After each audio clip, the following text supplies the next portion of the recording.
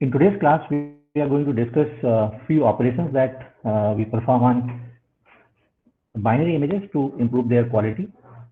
And these operations are called morphological operations. These are few examples of binary images. And let us discuss few applications where these binary images are generated.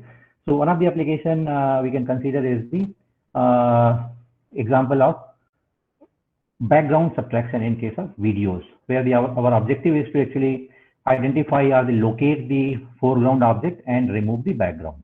So when we do that, we have basically only two types of pixels in the image, one belonging to the foreground and another belonging to the background. So if we let's say represent the foreground pixels as 1 and the background pixels as 0, so then we get a binary image like this. Okay.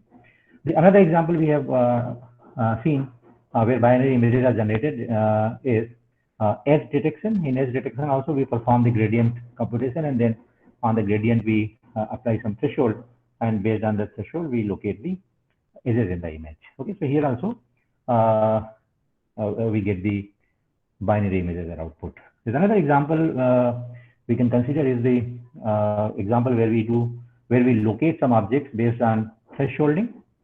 So let's say, for example, we have this grayscale image, and in this image we want to find out the doors, let's say, and we know that the door have, let's say, some black intensities, and the other objects or the other pixels in the image have different kind of intensity. So based on this information, we can actually threshold the image, and we can, let's say that whatever is below a certain intensity is is of our interest, and whatever is more than this intensity is actually is not of our interest. So whatever is of our interest we have denoted as 1 here, and whatever is not of our interest we have denoted as 0. So we get a binary image like this. So doors are of our interest, so they are identified as white here, and then rest of the things are black. Okay? So this is an example where we get binary images.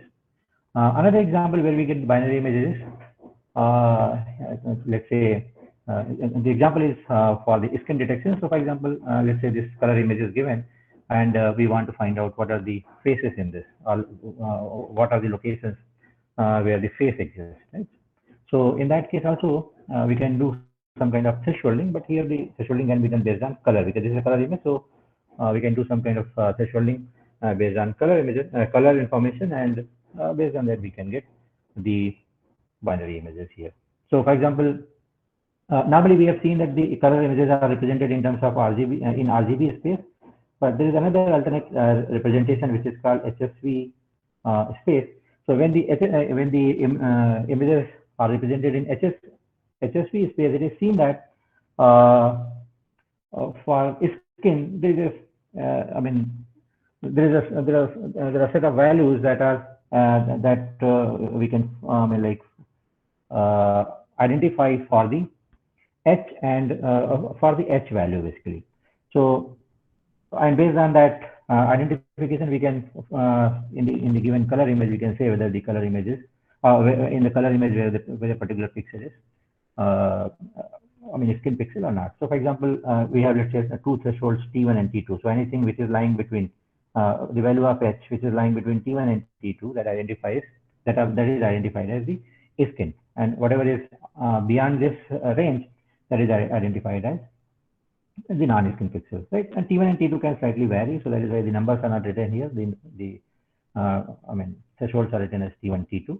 So by choosing the suitable values for T1 and T2, we can threshold the H value of the color image, and then based on that we can identify the color the skin pixel. So here also this generates the binary image, because whatever is skin is of our interest, and whatever is non-skin is actually considered black here, and because that is not of our interest. So these were a few examples where the binary images are generated.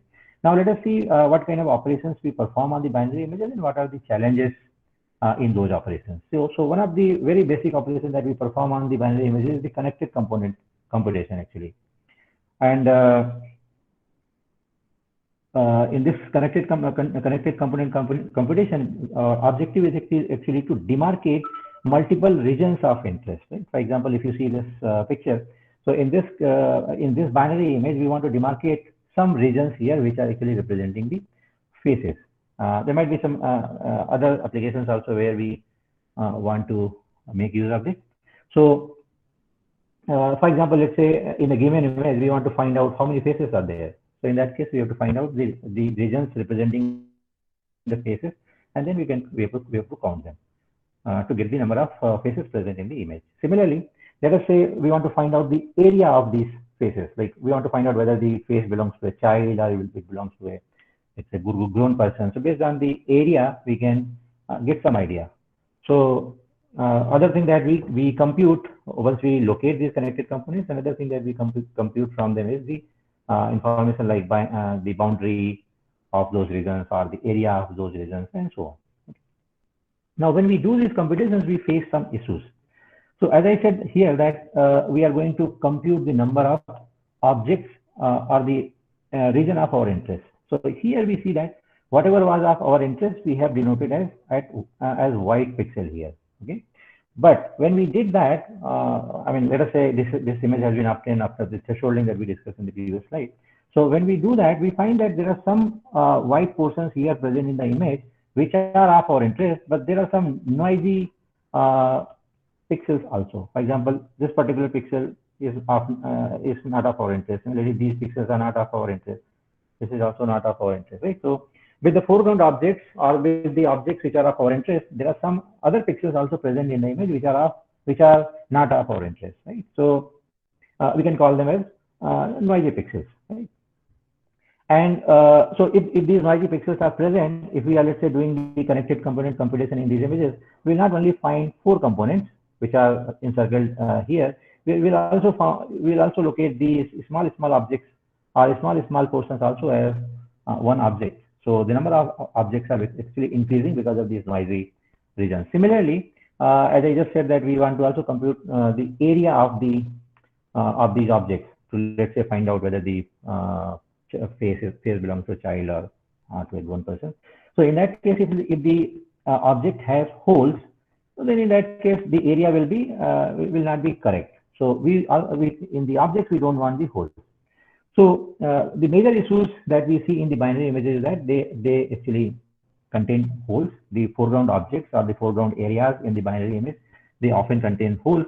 And we may find some extra small fragments that are also present in the binary images, which are not of our interest, right? So to remove or to overcome these problems, the solution actually comes from the morphological operations that we are going to discuss here.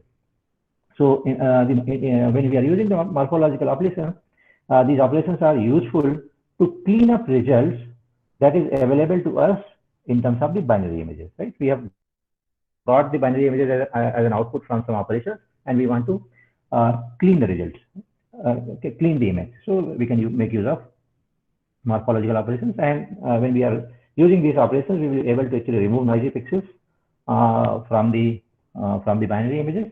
That means those small fragments we will be able to remove, and then we will also be able to fill the holes. So these are the 4 basic operations that we are going to discuss here to accomplish the issues that we have discussed: dilation, erosion, opening, and closing.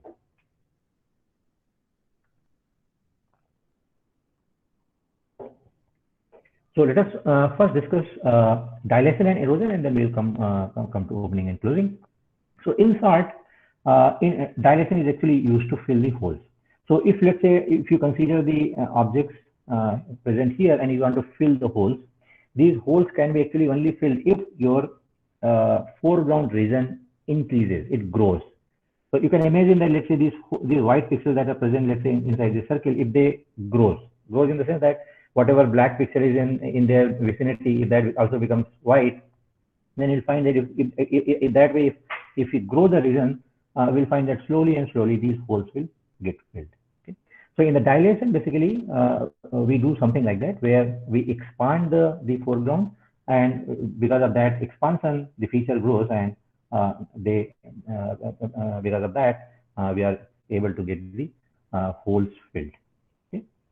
In case of erosion, so remember in this whole discussion, we have discussed 2 major issues. One is the presence of a small fragments, and another is the presence of holes. So dilation is actually used to remove the holes. Similarly, erosion is actually used to remove the small fragments. So now small fragments can be actually removed if the foreground object is shrinked, because if we are shrinking the foreground object, then whatever big objects we have, even after shrinking also they will be available, because I mean we will not shrink the entire thing, but small objects will get shrinked. So for example, let us consider this small object. So if we are, and let's say this process is iterative, this erosion is iterative process. So once we perform the erosion, some of the pixels are eroded. Then again further we perform the erosion, this process, then further some pixels are eroded. So we see that this is a small object. If we erode, if we perform this operation 2-3 times, we'll find that this bigger object will also get eroded. But in 4-5 cycles, we'll find that this small object will completely disappear, because this is a very small object. So after a few removals, after a few cycles of erosion, this will not survive, right? So the whole idea in erosion is that when we perform the erosion, when we shrink the features, the bigger objects will survive, but the small objects will, because of the shrinking, the small objects will actually disappear. So because of this, we'll find that the small branches or the noisy pixels or the bridges that are existing between the few objects, a few foreground objects like this, they will actually get disappear. So let us discuss in more detail the dilation and then erosion, and then we'll see opening and closing. So again, just to reiterate what we are expecting in dilation. In dilation, we are expecting that our foreground will expand, and because of this, we will be able to fill the holes. So to define this these operations mathematically, we will be using some definitions. So let us first define them here, and then we'll formally define these operations. So and in this whole discussion, you can assume that we have objects which are represented in a coordinate system, right? For example, so the coordinate system has 0, 0, and every object that we are representing in this system will have some set of points, and those points have some pixels. Some coordinates, right? So please remember this. So when we are saying when we are computing the reflection or symmetry of any object, this basically means taking and in this definition, let's say B is the object to which we want to reflect, or we want to compute, let's say, the reflection of B, or we want to compute the symmetry with respect to B.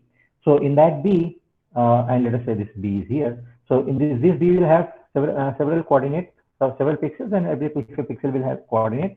So if B is a pixel, or B is a coordinate which belongs to B, then in the reflection of B, you are actually going to consider minus B. That means if there is a pixel here as 1, 3, so in the reflection you will get -1, -3, right? You have to just negate the two values. Similarly, when you are saying translation of any object, let us say this object A is translated by value Z, this basically means adding this coordinate, this translation value Z, to all the coordinates of A. So if A has, capital A has, let's say, coordinate A, so in that A, Z is added, and whatever we get after addition, that defines the C. So you can see that in this example, you have A object here, you have B object here. When you are saying displacement of A by Z, we actually get a displaced object. So if initially this, let's say, this was this point was at 0, 0, but when you have replaced it by Z, this has been displaced by some amount this side and by some amount that side. How are you getting that amount? That is by from Z1 and Z2. Okay. Similarly, when you are computing the reflection of B, this is like negating its all coordinates, and that is also can be considered either as rotating the object by 180 degree, or you can also consider it as flipping the object with respect to x-axis and with respect to y-axis. So if you do that, we will get this kind of object. Okay, so remember these definitions because we are going to use them in the subsequent discussion. Now let us formally define the dilation. Now again, when we are performing the dilation or any other any operations that we discuss here, all those 4 operations, In those operations, we will be using the two terms. One will be the object, or we will be using two sets, we can say. One will define the object pixels, and another actually there will be another set that we will be using here, and that will define, that is called the structuring element. So that another set will be actually defining the structuring element set. Okay. Now, for simplicity, you can assume that this structuring element is like a brush. So, for example, you want to dilate. So, if you have a brush kind of thing, which is you are going to that object pixels, and you are doing some kind of painting there, right, to expand the area. See? So, just for this understanding, you can assume be like a brush with the help of which we are going to expand the object. Okay. So in all these definitions, we are going to use two terms, one A, another B, or maybe some other symbols we will use, but one will define the object pixels or object coordinates, and another will define the structuring element, or the locations or the coordinates of the structuring element. Okay. So when we are saying that A is dilated by B, it actually means, you can say that object A is being painted by B. I mean, just for the understanding, you can assume it like that. So when you are saying that A is dilated by B, this basically means you have to include all those Z in the output, where if you put the reflection of B, its intersection with A is not phi. So this basically means, suppose you have the coordinate system like this, you have object here like this, and you have a structuring element. Let us assume that this is centered at 0, 0. So you have to display, you have to first compute the reflection of this structuring element, and then you have to take it to a location Z, and you have to see if this B reflection Z intersection A is phi or not. If it is not phi, then that Z will be included in the output. If it is phi, then it will not be included in the output. So for example, if you, let's say, take this this structuring element, let us call this as B, this is A, and you place it here. Okay. So it is not going to, and its center is, let's say, at this location. So this particular pixel location is not going to be added in the output, because there is no intersection between these two, A, and this is actually the reflection of B translated by Z. So they don't have any intersection. But if, let's say, this point, this has been kept somewhere here like this. Okay. So now you see that there is some overlapping area. So since there's some more overlapping area, whatever center pixel you have with respect to this structuring element, that will be included in the output. So that way, you can see that in object A, all the pixels that are there in the A, they will be included, but there are some other surrounding pixels where if this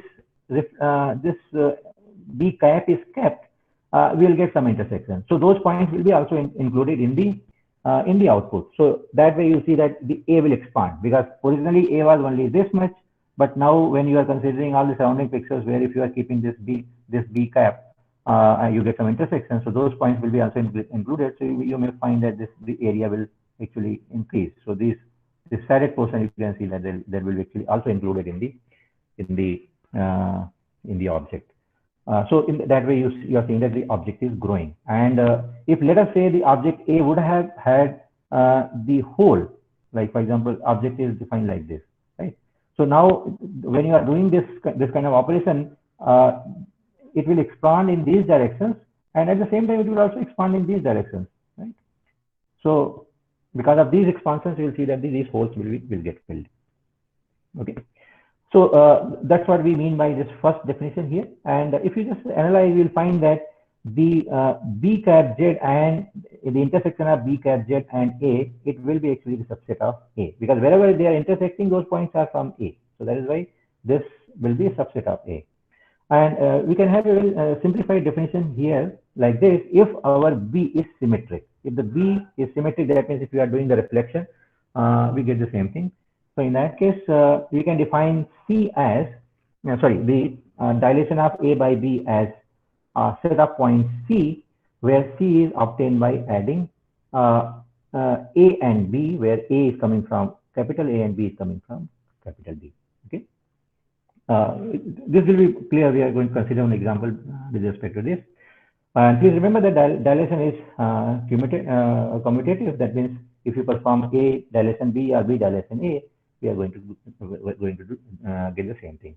So in summary, you can see that the dilation of object A by the structuring element B produces a new set made up of all points generated by obtaining the reflection of B about its origin and then shifting this reflection by Z such that A and B cap overlap at least at one element. Okay, this thing is an error. Please consider it removed. Okay, so yeah. So now, as I just said that we are going to consider two things in when we are discussing these operations. One is the object, and another is the structuring element. So A will be defined based on what kind of image we are going to do this operation, but B will be of our choice. So depending on our choice, we can have multiple options for defining the B. And these B, as I said, that they are called the structuring element. And these structuring element, if you compare them with respect to filtering operation, you can consider that these structuring elements are like mask or filter that we use there. Okay. So these are few examples which we can consider. So our filtering element can be defined like this, or it can be defined like this, or it can be defined like this, or like this. So when I'm saying, let's say that it is defined like this basically means that this is a 3x3 matrix where these values are 1 and the rest of the values are 0. Okay, and when we are doing any operation with respect to this structuring element, as I said that they are like a paintbrush. So when you want to brush any given area or object, you have to go to each and every pixel in the object and then you have to put the color. So similarly, when we are performing the morphological operations, we have to take this structuring element or take this mark, and we have to go across all the foreground pixels and we have to perform this operation. In MATLAB, all the operations are available. If you want to know more about the structuring element, you can just type this in MATLAB and then you can get more details. When we are defining the structuring element, we are actually defining we are defining this with the help of two things. One is the origin of the structuring element, and another is the elements or the pixels or the positions of the pixels or positions of the elements that are belonging to SE. For example, in this first example, origin is here. And these are the 5 pixels which are belonging to this element, in this structuring element. In this case, our origin is here, and there are 3 pixels here that are part of the structuring element. So there are multiple options. They are listed here. Now let us consider my example of dilating a given object where the structuring element is symmetric. And remember that when a structuring element was symmetric, we have defined this. That in the output, we are going to consider all those C which are coming from sum of A and B, where A is coming from object A and B is coming from object B. So you can consider our object like this, which has only just 2 foreground pixels, and their coordinates are 2, 2, and 3, 2. And let us consider the structuring element here like this. It's a 3x3 matrix where these locations have these coordinates. So we have the coordinates of object A, and we have the coordinates of object B. Now to compute A dilation B, we have to compute C, where C is going to be sum of A and B. So we have to consider all possibilities of A and B, and then we have to sum them, and then that is going to define the output. So if you do that, we'll find that this will look like this. We take all combinations of A and B and just compute their sum, and whatever value we are getting, just mark that in the output. So we'll get the image like this. Okay. More intuitively, this operation can be actually defined with the help of these 2 checks, hit and fit check. Let us first understand what we mean by hit and fit check, and then we'll apply them to define actually the dilation and the other operations. So, and when we are saying hit or fit check, this is actually with respect to structuring element. So basically, we are checking whether a structuring element fits or a structuring element hits. Okay. So when we say that a structuring element fits the image, what exactly we mean? So the structuring element is said to fit the image if for each of its pixels set to 1, the corresponding image pixel is also 1. Okay. Now let us consider. Let's see the example. Then it will be more clear. So, for example, in this table, you can see that we are saying that S1 fits at A in the given image. This is the given image, and these are the structuring elements with us. And we are saying that S1 fits at A. Okay, so where is A? This A is defined by these 3 cross 3 pixels, where everything is 1.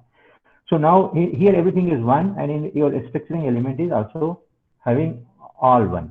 So this fit operation basically says that when you are keeping your structuring element at a particular place in your image, wherever in a structuring element you have 1, below that in your image also you should have 1. If that happens, then we can say that the structuring element fits there. So you can say that S1 fits at A. But if you compare S1 and B, S1 doesn't fit at B because all the pixels are 1 here, but there's 1 pixel here which is 0. So because of that, corresponding to this pixel in B, you don't have 1. So that is why S1 doesn't fit B. That is why you see this. Yes, this is no here. Okay. Like that, you can check the other values here in the table. Now, when we say that structuring element hits the image, it is said, any structuring element is said to hit an image if at least for one of its pixels, which is set to 1, the corresponding image pixel is also 1.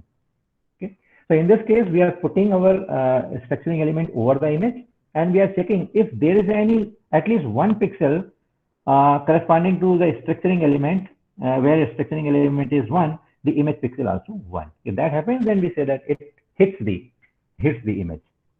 So you can see this example. For example, S1 hits A. Why S1 hits A? Because there are a lot of 1 in S1 which are corresponding to whom in A also you have 1. Okay. Let us see this example. S2 does not hit C. So you can see C here, and your S2 is here. Now corresponding to the 1 that you have in S2, you don't have any 1 in C. Right? There is only one in C, which is here, but corresponding to that, you have a 0 here in the S2. So that is why in S2, corresponding to the 1 that we have, there is no 1 in the area C. So that is why we say that S2 does not hit C. Okay. Now, based on these operations, very easily we can actually define the dilation, erosion, and other operations. Now, if you just compare, recall our discussion that we just had. In this definition, in the first definition here, we are actually saying that the intersection of B cap, Z, and A should not be phi. And this is actually nothing but checking the hit operation, because if the structuring element hits the object, then this will not be phi. Okay, so this is in a simple way, you can say that this is nothing but actually checking if structuring element hits the image or not. And similarly, for defining the erosion, we will see that we'll be using this fit operation. Okay. So by using this hit operation, which is nothing but checking the intersection of object and the structuring element, we can define the dilation. So to define the dilation, what we have to do here, we have to place the structuring element anywhere in the image. If we find that the structuring element hits the image, the origin of the structuring element will be included in the output. If it doesn't hit, then that will not be included in the output. And similarly, if we find out all the locations X, Y, where the structuring element hits the object, then all those locations X, Y can be included in the output, and we'll get the final output. We can understand this with the help of this example. So this is the object given to us, which has only 3 points, 1, 2, and 3, and this is the structuring element. Now we have to find out all the locations in this complete region where if the structuring element is placed, we get a hit. Okay, so we see all the locations which I marked here by cross. If your structuring element is kept at any of these locations, we'll see that there will be a hit. So all those locations, all these cross locations where the cross is placed, they have been included actually in the output, and that way we find that our object, which was only defined here, has been now got expanded. Now, there's another way way we can interpret this result, and that's I think the simplest way of understanding the dilation. So, if you just consider that this your structuring element is like a stamp. What is the nature of the stamp? If you put the ink on the stamp and keep it somewhere, it will leave a mark which it carries, right? So in this stamp, this carries a mark like a plus. So when this plus is kept at this location, we see that it will paint this location, this location, this location, as well as this location. Similarly, when this stamp is kept here, it will paint all this location, this location, and this location. Similarly, when this is placed here, it will paint this one, and this one. Okay. So now, effectively, we see that what we are getting by placing this structuring element, considering it as a stamp at various places in the object, what we get is nothing but what we get in the process of dilation. Okay.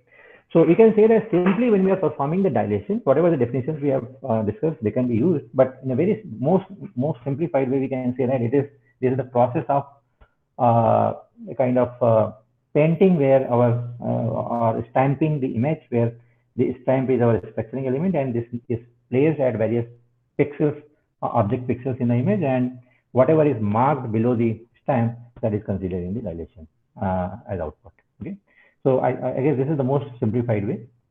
So wherever you have to perform the dilation, you just take the structuring element and place at every possible place in the image at object pixels. Please remember that this has to be placed at the object pixels. When we are using this last definition, the structuring element needs to be placed at object pixels, and whatever comes below the structuring element, that is included in the output. So we get this output. So for example, here we are doing blue is our original area.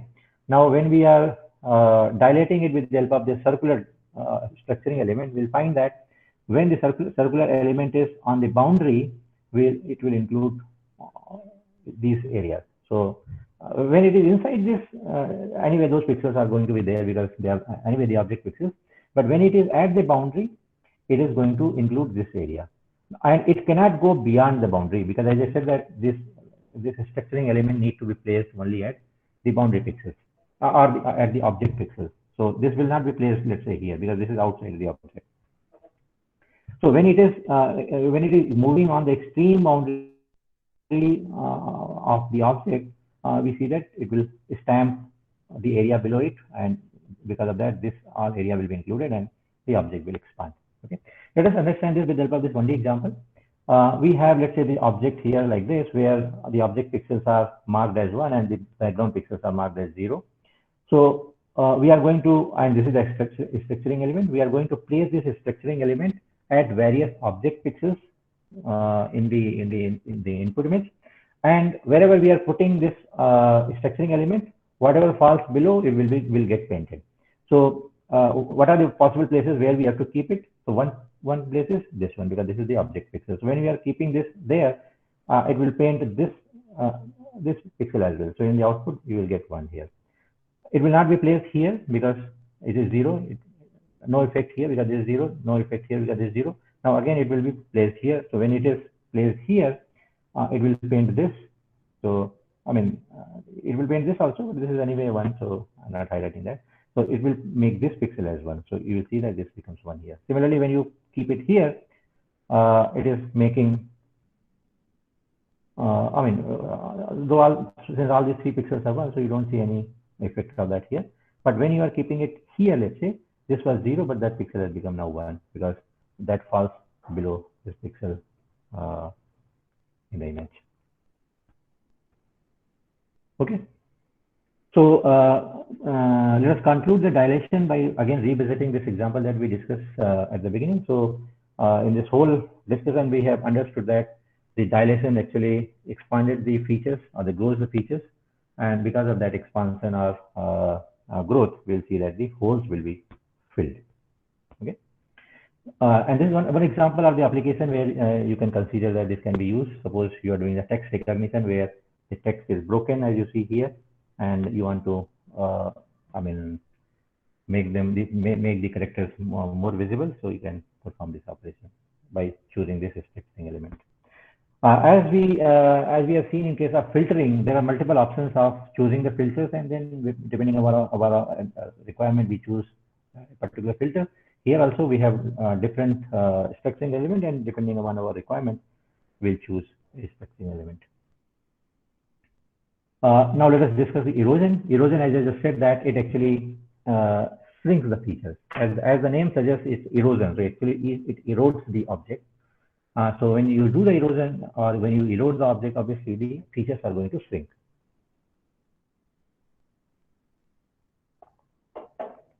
So because of that shrinking, it will actually bridge the gaps. It will remove the bridges between the objects. It will remove the small branches. It will remove the noisy pixels like these pixels.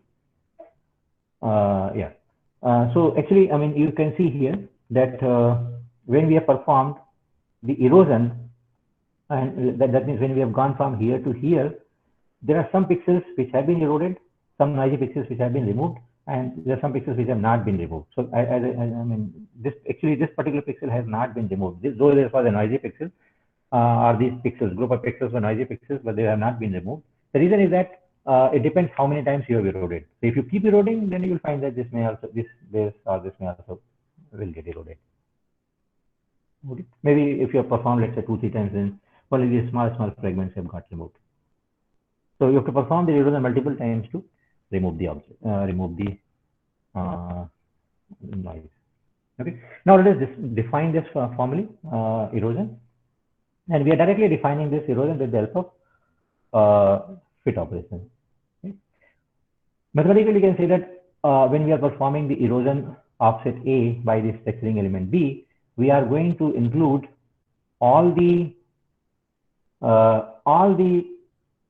pixels in the output where your translated B completely fits A. We are saying that we are translating B by Z, and it is completely a subset of A. So when you find such Z, that will be included in the output. And I did not mention in case of dilation. Dilation, normally we use this symbol, and for the erosion we are using this symbol. Okay.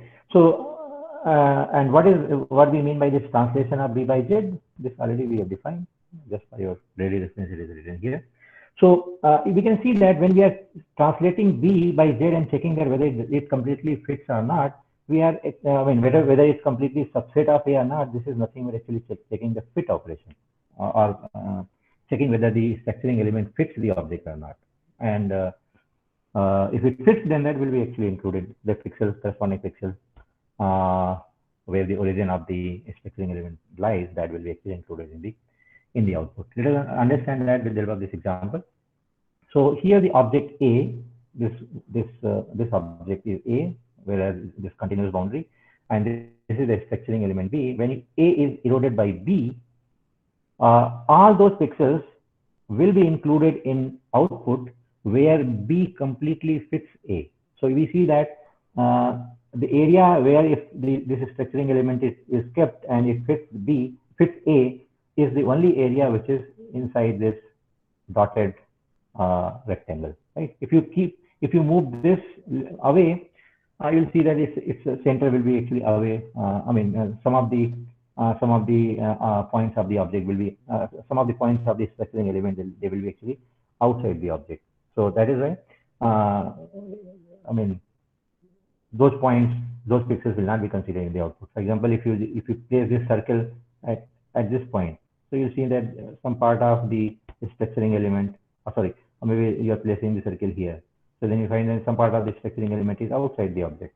So this particular point, this cross, will not be considered in the output. So if your circle is placed on the boundary of this, on the line that are dotted here, you will find that the structuring element will be completely inside the object. So the extreme points that will be actually included in the output are these dotted points, and anyway, the interior are included in the output. Okay. So by using this fit operation, we can perform the erosion. So to do this, what we have to do, we have to place the structuring element anywhere in the image, and we have to see if it is fully contained by this edge. That means it completely fits the image. And if the answer is yes, then the origin of the structuring element will be considered in the output. Okay, you can see this here with this example. So this is the structuring element. We find that when this structuring element is kept here or here or here, it completely fits the object. So that is why these 3 points are in the output. If you keep this structuring element anywhere else in the image, you will find that this will not completely fit. So that is why they are not in the output. With the help of this 1D example, we can understand this. Here, this is the object. This is the image where the object pixels are 1 and the background pixels are 0. So in the output, you will find 1 where this structuring element completely fits. So we see that this is the only location where it completely fits. So if you just go across it, you will find that when it reaches this point, the output is 1, and otherwise the rest of the places it is 0. Yeah, and as the last also here you can consider this as 1 because assuming that let's say you have padded the boundary, so this can be also considered 1. But normally I think let us consider it as 0 because this does not completely fit here. And with respect to our previous discussion that we had here, if the object, as we discussed here in this example, that if the structuring element doesn't completely fit in the object, we are not going to consider that location. So in that respect, let us assume that this output is also this output is also 0. Okay, let us consider this as 0 in place of 1. So I am saying that because this structuring element is not completely falling inside the object. Okay, sometimes if you are considering padded values, in that case, you can also operate on the boundary, and then depending upon what you are padding, you can decide your output.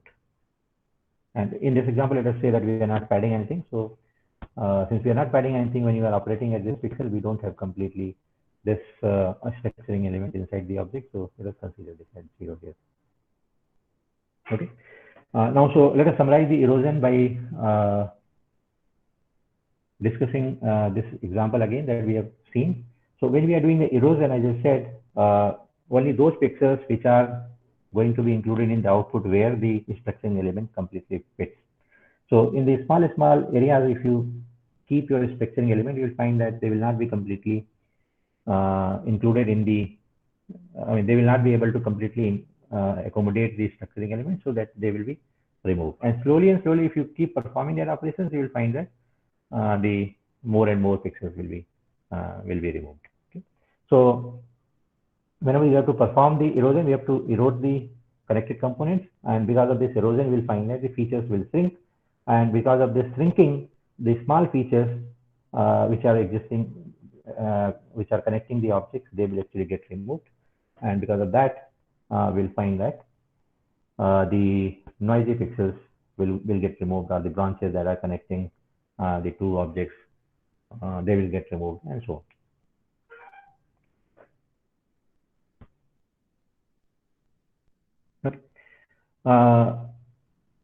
Dilation and erosion, actually they are the dual operation. So if you are performing the, let's say in this particular example, A is our object and S is the structuring element. So if you are saying that you are performing dilation of A by S, it is actually same as saying take the complement of A and erode it by S, and then take the complement again. This is because these two are the dual operations. Okay. So with this, let us close today's class. In the next class, we will discuss opening and closing.